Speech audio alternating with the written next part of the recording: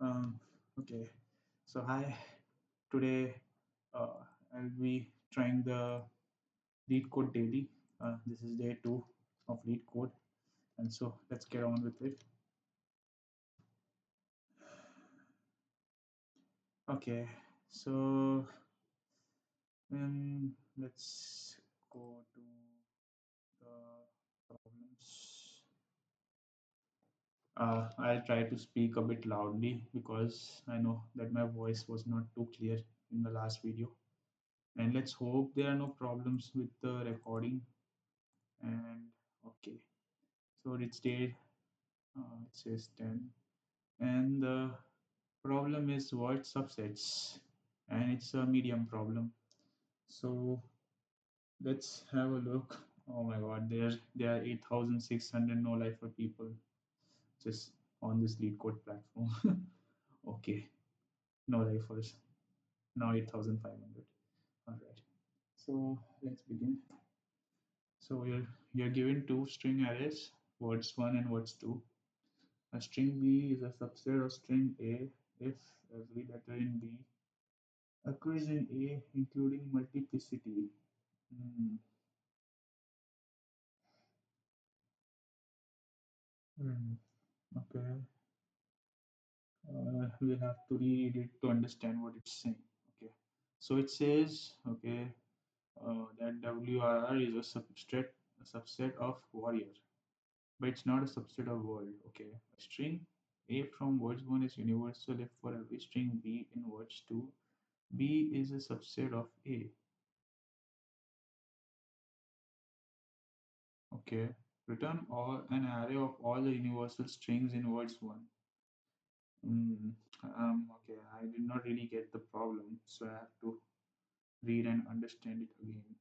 Okay. String V is a subset of string A if every letter in V occurs in A including multiplicity. WRR is a subset of word but is not a subset of word.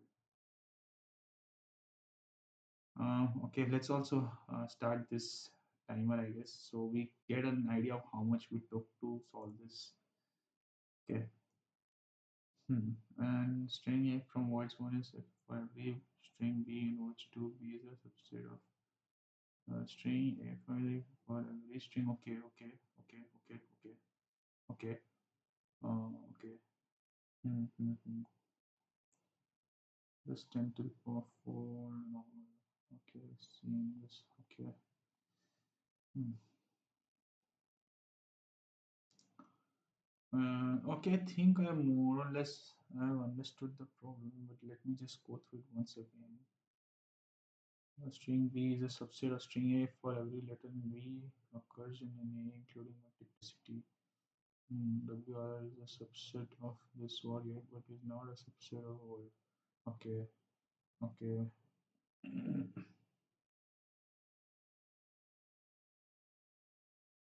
Mm,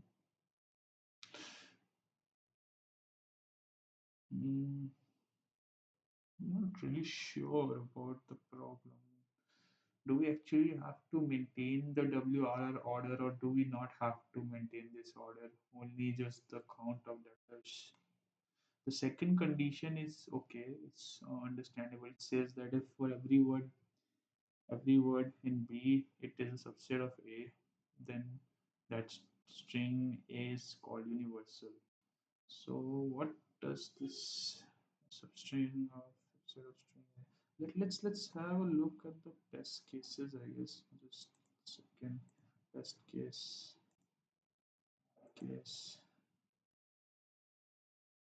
Uh,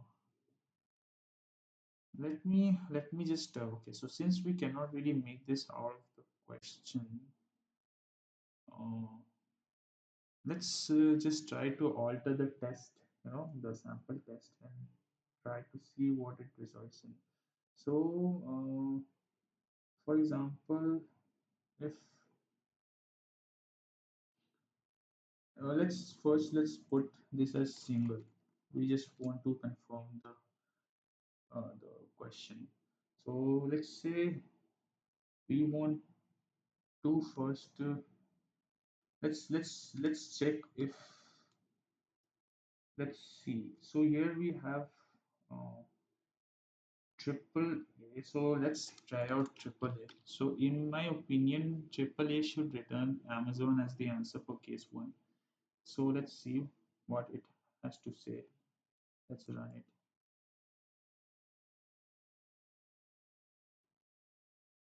Okay, let's just return something empty. We want to just clarify our understanding of the problem. Um,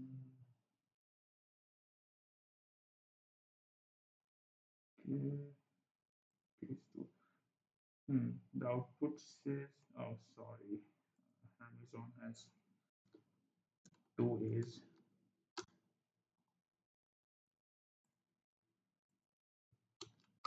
My God, why is this not working? This case, maybe because I was modifying the test result. So test case, yeah. So let's go with AA. So I think this should return only Amazon, or should I look for? Let's just check this. This should return Amazon for case two.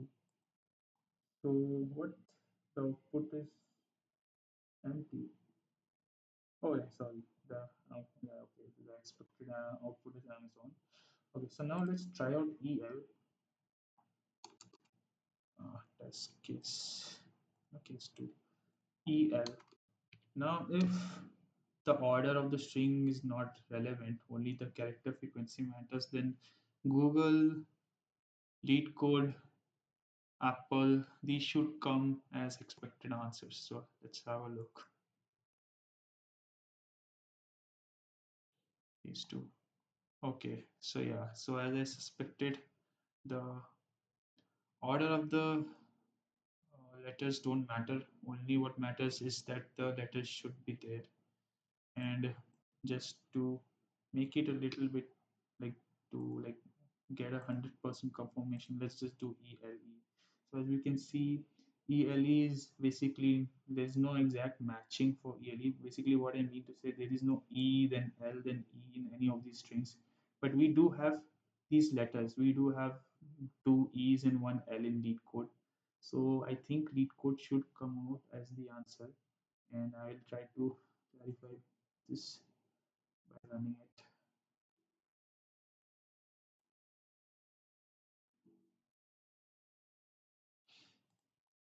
And yes, it is the case. So I have an overall understanding of the problem at this point, and let me just give explanation about the problem so that uh, everyone is at the same page. So okay, so we have our day two. Okay, so the problem says I'm going to simplify the problem. So we have array of strings, words one and words two.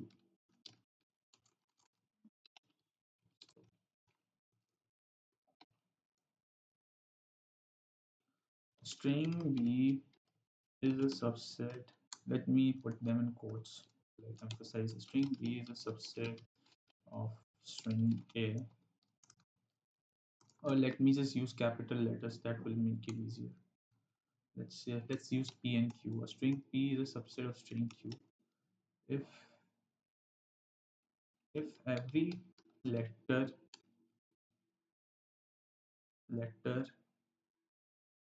in string P occurs in Q and the frequency of that letter in P should be less than or equal to so or okay, let's put it in the other way. So the frequency of the letter in Q should be at least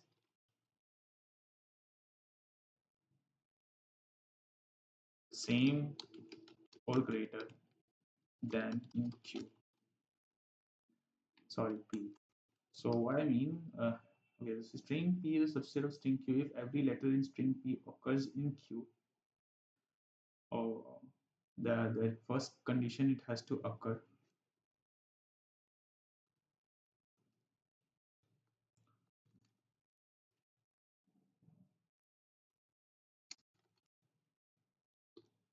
And the second condition is the frequency of the letter in Q should be at least same or greater than that in P.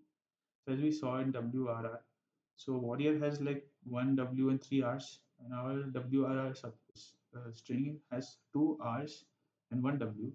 So warrior has enough letters, like it has W and R's, and it also has at least one W and at least two R's. So that's why WRR is a subset of warrior. Next condition is that a string P from words 1 is universal if every string Q in words 2 is a subset of P. So this is pretty obvious. I think this just says that every string in the words 2 array should be a subset of string P in words 1 to make string P to have string P count as universal. So we just need to return those strings. Okay. So now let's have a look at the constraints, because I don't really see anything right off the bat by reading the problem. So it says words 1 length and words 2 length is 10 to the power 4, and words 1 and the length of the words is less than or equal to 10. Okay. Okay. So let's now think about the problem. Okay. So we are dealing in frequencies of the letters. So let me just think for a little bit what we can do.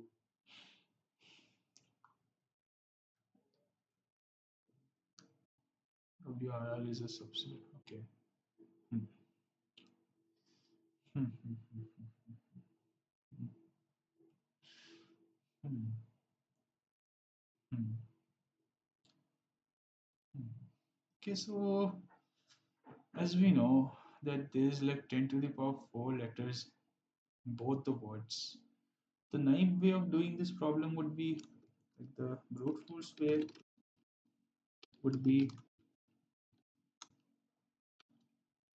take every string P in words 2 and check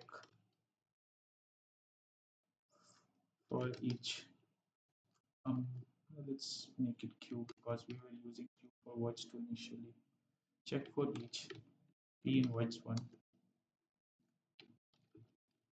So this, so time complexity for this is pretty bad. Time complexity is at least like 10 to the power 4, because words 1 can be 10 to the power 4 words, and 10 to the power 4 for words 2, because we can have these many 10 to the power 4 words strings in words 2 as well, and into 10 because worst case length is 10. So this thing is very bad and this will not pass. So what we can do to make it quicker?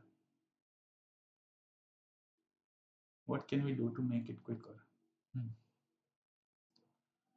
We can maybe use the fact that there's only 26 letters in the alphabet in English, but like how do we make use of that? How do we quickly compare and confirm this thing? Hmm.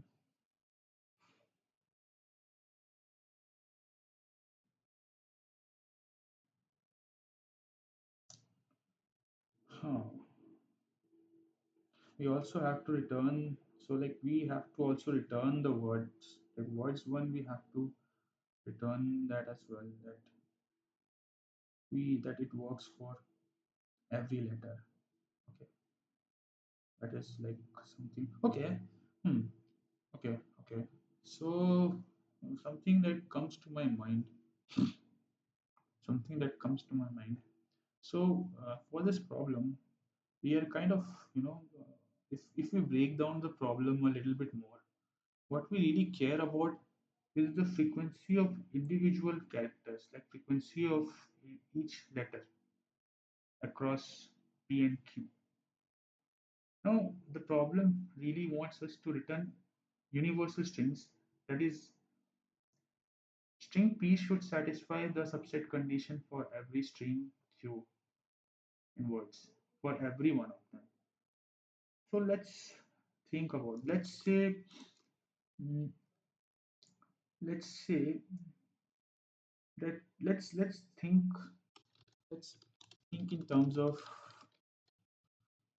individual characters, because why I wanna think in terms of individual characters is because you see it said multiplicity. It said that we have to ensure that frequency of letter in Q is at least same or greater than that in P. Wait, uh,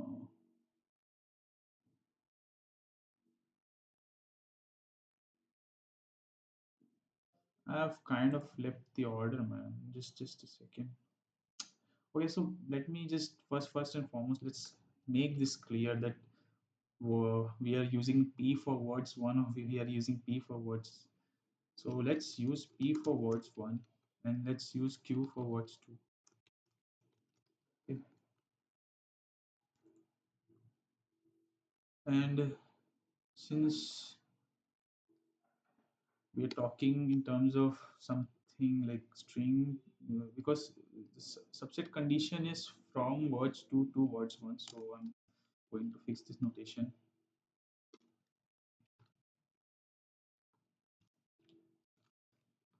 Frequency of letter.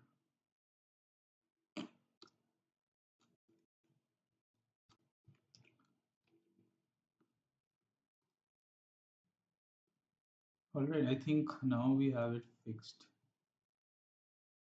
Yeah, now we have it fixed. Okay, so let's think in terms of individual characters.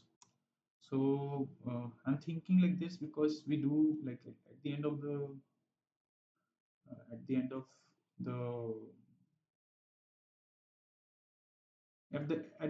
end of the main condition, like the main condition requires the letter frequency in P to be the same or at least higher than Q.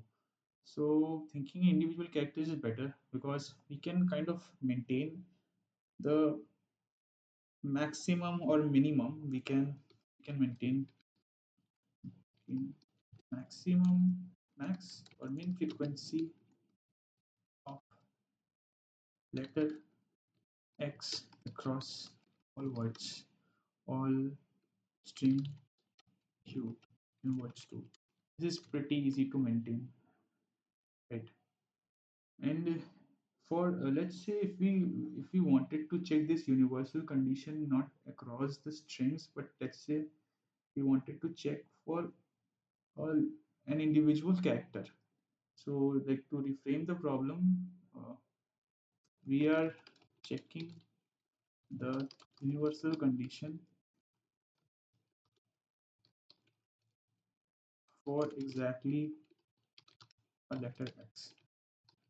So if we were just checking for one letter, then it goes without saying that to fulfill the universal condition, all we need to do is if check with max frequency of letter X. We just need to compare with this, the max frequency of letter X. So it goes without saying if this max frequency of letter X across all the strings in words 2 is satisfying the universal condition for like the original universal condition, like condition 2 of not universal, sorry, I mean the subset condition for the condition 2, the frequency of letter P should be at least same or greater than Q. That means if we were to reframe this, instead of saying in Q, but like reframe the same thing as reframe condition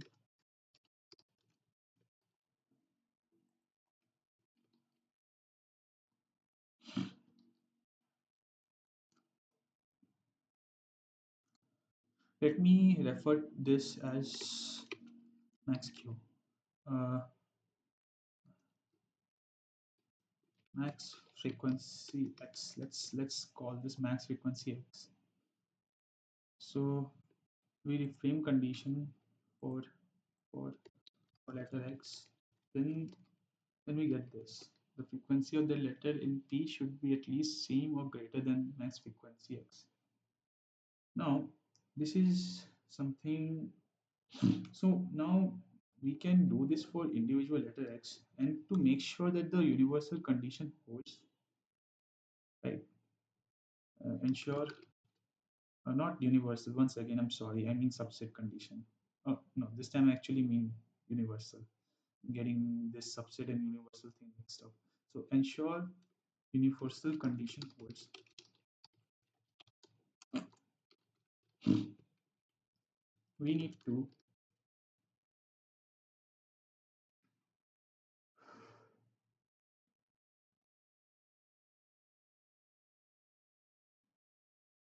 We need to check for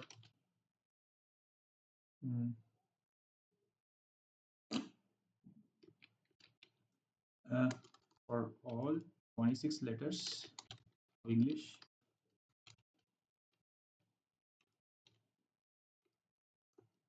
We can immediately improve this by only checking for letters in letters.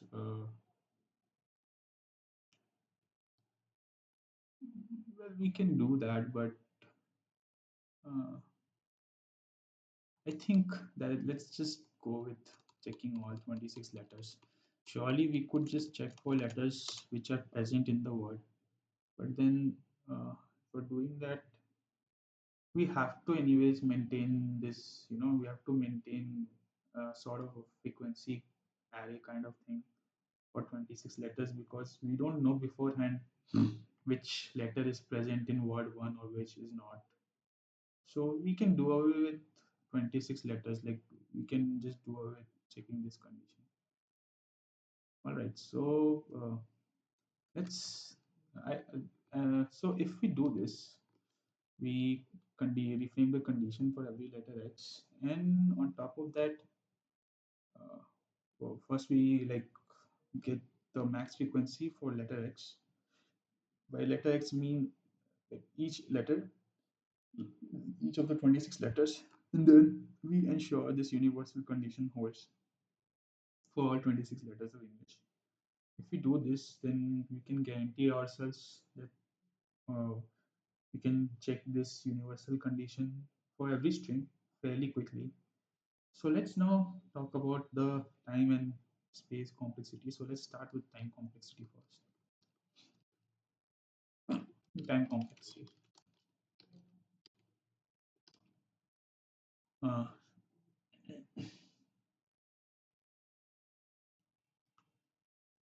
right. So time complexity for this is enough. I've already said that what we will do is we'll maintain uh, we will we will maintain frequency array of 26 letters uh, for the following objects. By objects, I mean for the items that are involved in the problem. So for every word P in words one, for words two. So for words two, we just need one frequency array, which will store it across all the letters. And for words one, we need it across every word because we need to check and compare this condition of universal truth across all the words and return them. So now the complexity for this is at the very first thing we definitely have to like iterate through every word because this frequency array is something we can only calculate by iterating on every word. So uh, we will use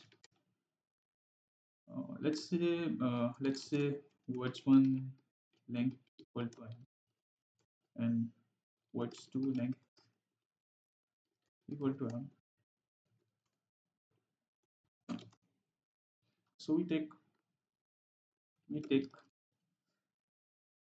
worst case n plus n and into max word length which is 10. uh, so this is the first thing we take, and this is quite small. It comes out around the order of mm, 10 to the power 5. Okay, now the next thing is, okay, so just one moment. Hello, hello, hello. Okay, so the next thing is we have now this is just the complexity for our pre-computation into the frequency array. So this is for the pre-compute step.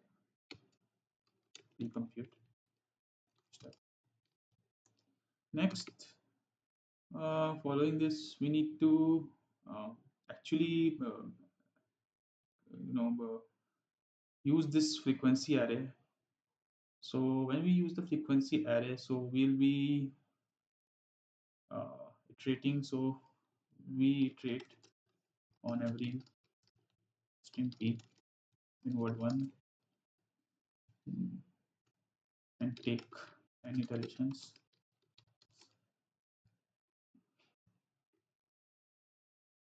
We also iterate through 26 letters to check universal condition.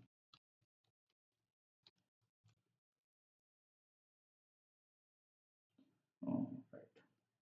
We'll maintain frequency array. Okay, right. Iterate on every string p in words one and take n iterations. We also iterate through 26 letters to check universal condition. Okay, so we have the cool part of this time complexity analysis is that it's also uh, kind of shaping our implementation details. Like there is a pre-compute step, then there is a condition check step that iterating through 26 letters. So this is also slash implementation details in a rough manner. Iterate through 26 letters to check this condition. So this comes out to be 26 into n, which is this this kind of makes it of say uh, 2 into 10 to the power 5 roughly. Surprisingly, this step is actually more expensive. Not really. Technically, these are both actually 10 to the power 5 order, and there's like one or two constants involved. Overall, this is going to be less than 5 into 10 to the power 5, like roughly, which is also still a good number. So we have this 26 letters to check universal condition. So yeah, so overall we have like 10 to the power 5 order, and to be more exact in numbers, it's going to be roughly around 5 into 10 to the power 5, because there's like 2 into 10 to the power 5 iterations for pre-compute step, because there's n plus m, each of them are 10 to the power 4, and then there is this 26 into n step, which is actually 2 into 10 to the power 5, but to give a rough analysis, I made it 10 to the power 5. Okay, so let's talk about the space complexity.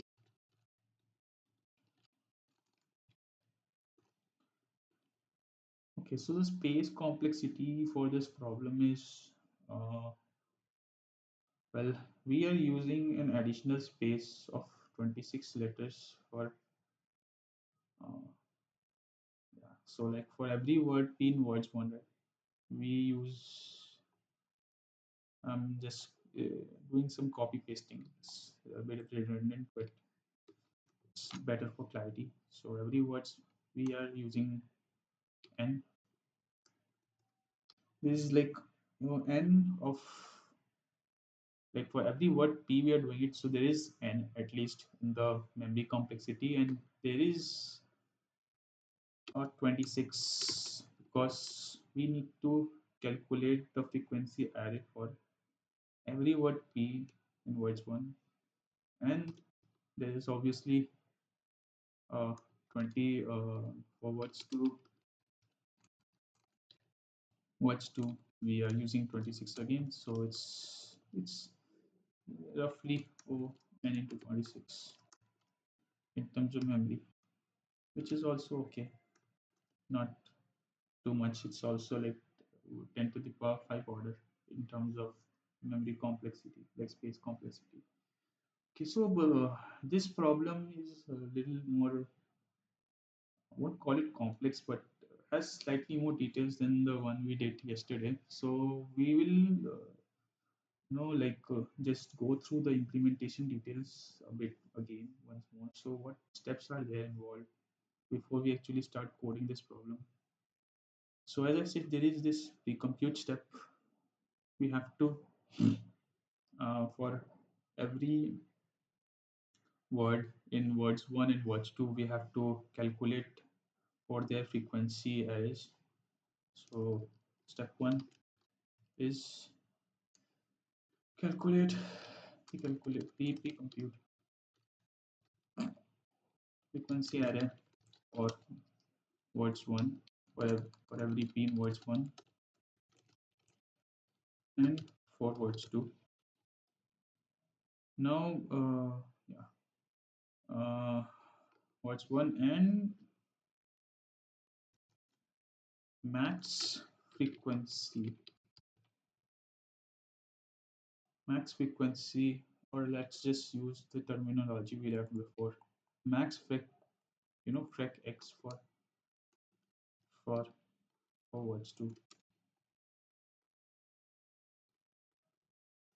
Step 2 is to check iterate on every word, on every string p in words 1, and check universal condition words 2 x frec x.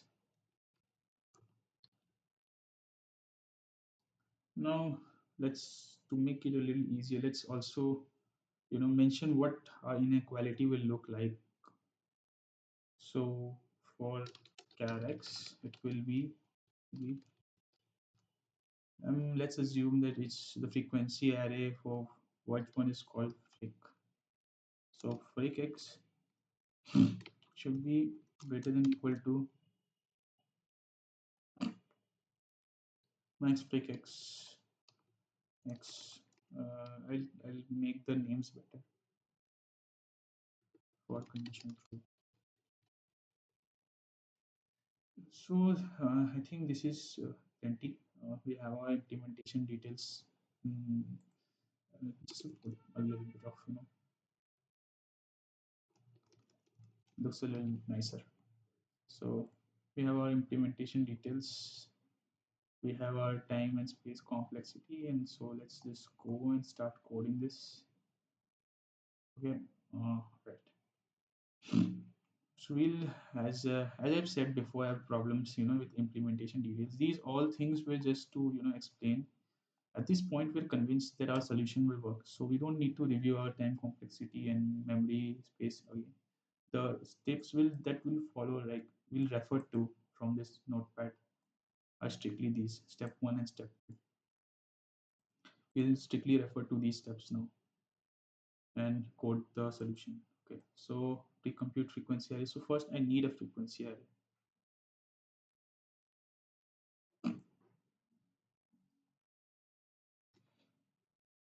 So let's use 8. Like, uh, okay, first and foremost, we need the length of the words. So we will use words one dot size, and here we will use words two dot size, and we will use a vector.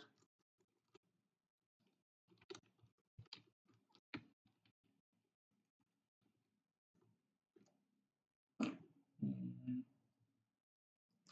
we need for every letter, so we will use a 2D array, which is basically a 2D vector frequency array, and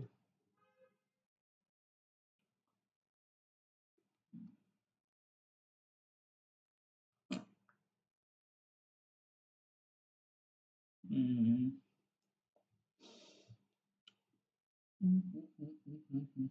I'm actually thinking about one important thing. Uh, that is what which dimension goes first, whether it's 26 or whether it's n. Mm, forgetting it, but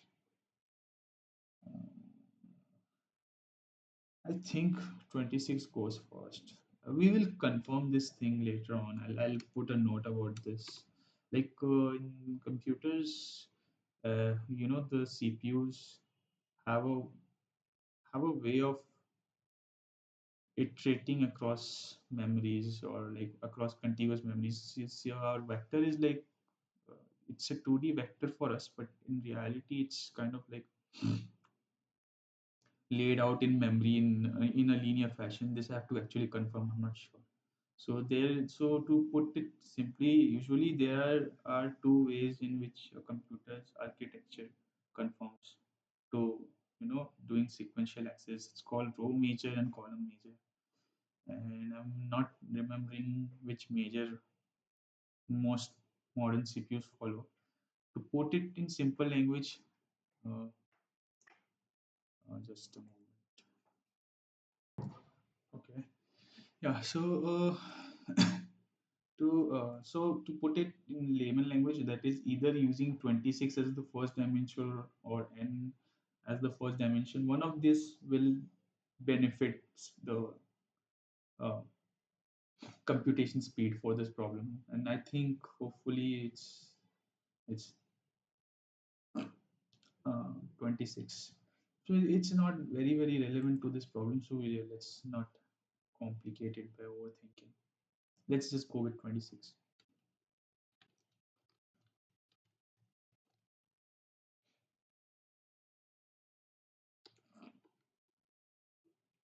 I mean, for real though, in interviews, don't you know bother about which dimension goes first. Whatever feels most intuitive in terms of understanding the problem, like in terms of coding, just go with that. Those things only matter when you are like benchmarking for performance, or when you're benchmarking for very serious numbers in your company product or something like that.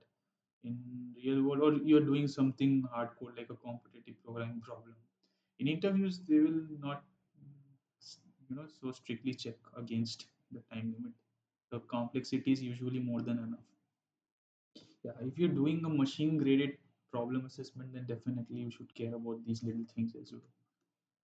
Like I should actually be worried in this case because I'm submitting it to a Leetcode judge, but I'm pretty sure there's not a lot of difference. Maybe if it takes 200 milliseconds, it will take 400 milliseconds in that place and it won't make a big difference. Okay, enough yapping. Let's get back to the problem. Now we need a max frequency array. So freq max 26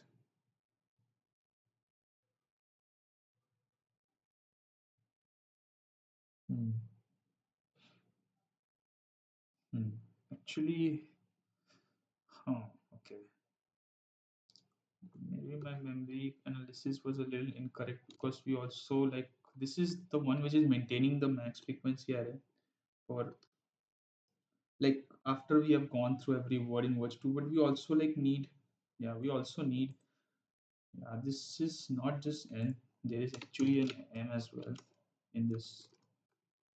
Yeah, we need n plus m because we also need to, for taking max we need the actual count of the letter in words 2 as well, so it's n plus m, not just n.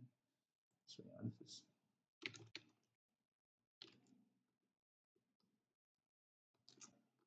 these little things are actually very important from interview perspective. You may think, okay, in general it does not make a difference, but in interview the interviewer is there to kind of uh, I want to put it in very aggressive terms, he's there to skin you. Yeah, he's there to skin you, to eliminate you. And if you miss out, and especially if you miss out on these really important details which maybe don't matter in these kind of small problems, but when you work on a very big production level thing and you miss a term m or n, that can make a huge difference. You don't miss out on these things from an interview perspective. Okay, now we've taken nearly 40 minutes, man. If I take this much time in an actual interview, then it's gone. But there's a lot of talking happening here. Hopefully in the coming days I will streamline it and make it more brief and more to the point instead of talking in words and words. Okay, now, so step one, let's go and review what we were doing here. We were doing pre-compute, so we have at least declared our arrays. Now let's actually do the pre-compute step.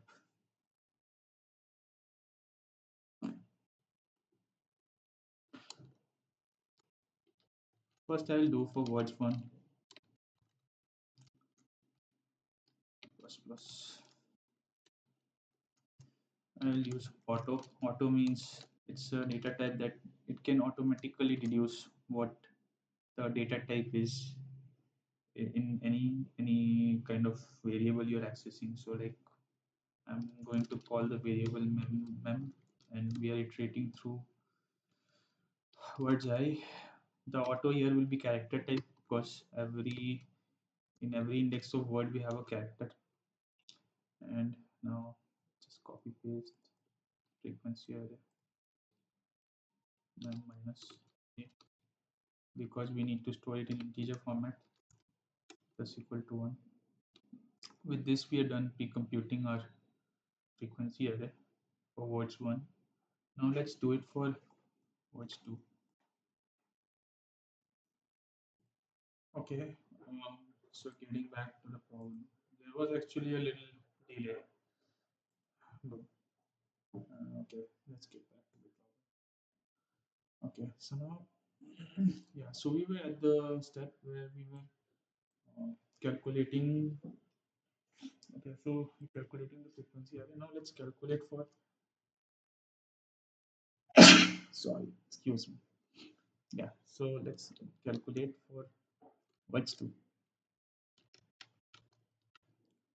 less than I plus plus.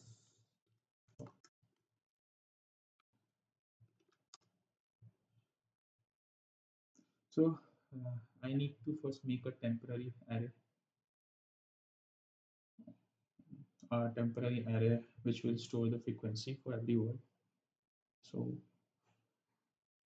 frankly speaking, I could make another frequency array, but let's just keep it temporary array. So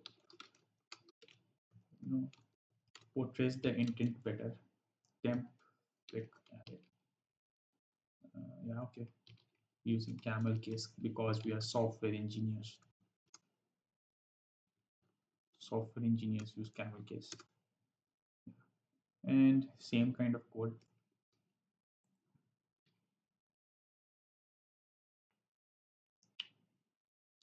Oh, okay. I made a little mistake. I wrote words. It should be words one. And this should be words two. And here, um, sorry for the background noise. Okay, so yes, we're calculating a frequency in this, and now we have to iterate over each letter and take the max as well. So let's do that.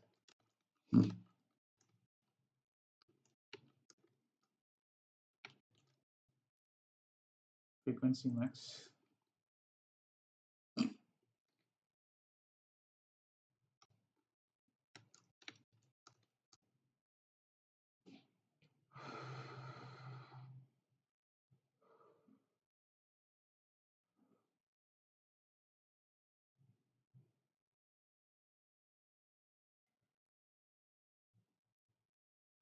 One second, I'm just rethinking a bit.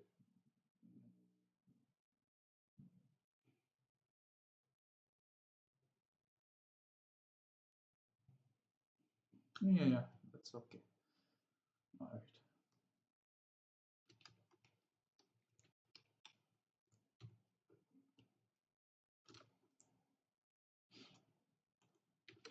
Is there?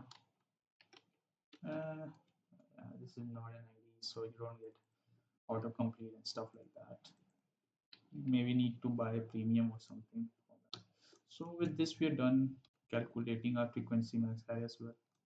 Now the final step, that is step two. We need to iterate and check this condition, the universal condition, and accordingly return our answers. So let's take in with the string answer, string answer.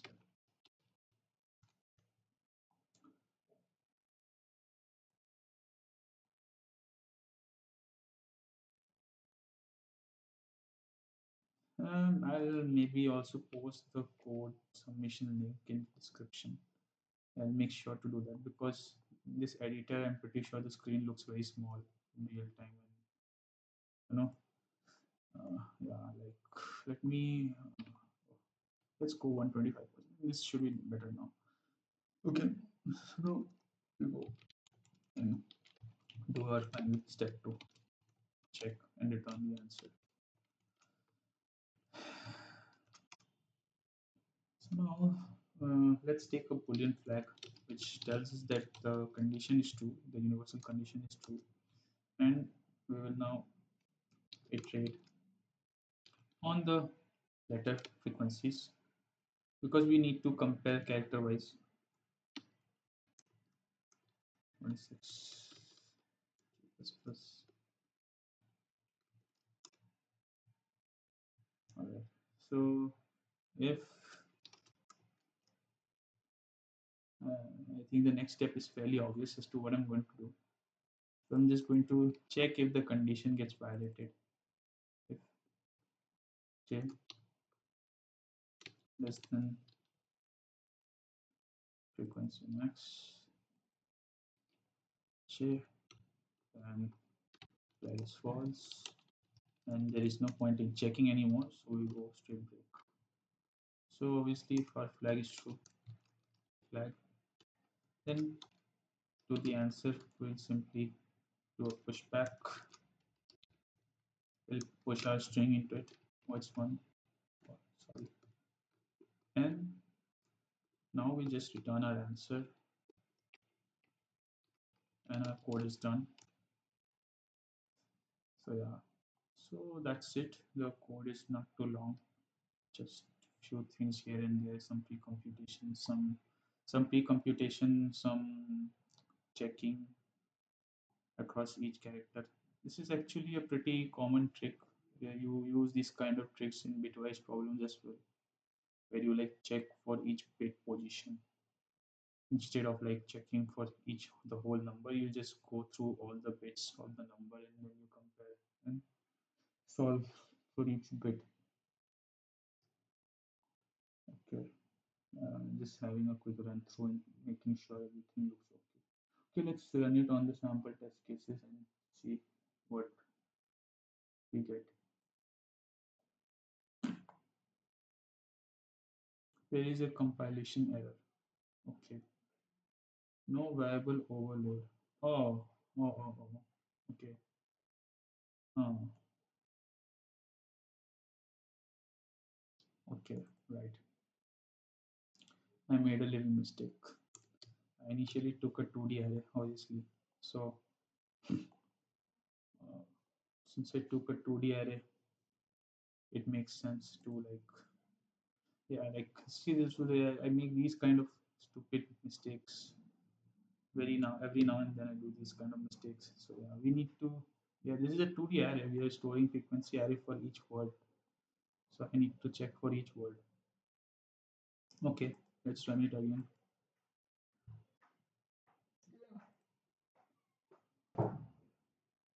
Okay, yeah, we got some errors.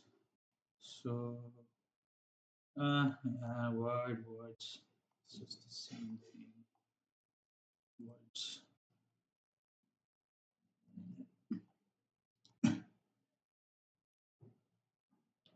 Okay, let's try it again. Okay, so it says fine for test case 1 and test case 2. Can we like reset our test cases? Let's just hand code them. Let's just hand code. Yeah, there it is. Reset test cases. Let's run.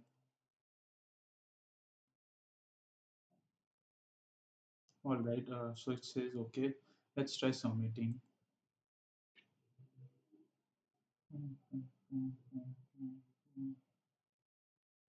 Okay, so it says the submission is fine. It's accepted. Memory is quite nice, but no, memory is not really that nice. Complexity is cool.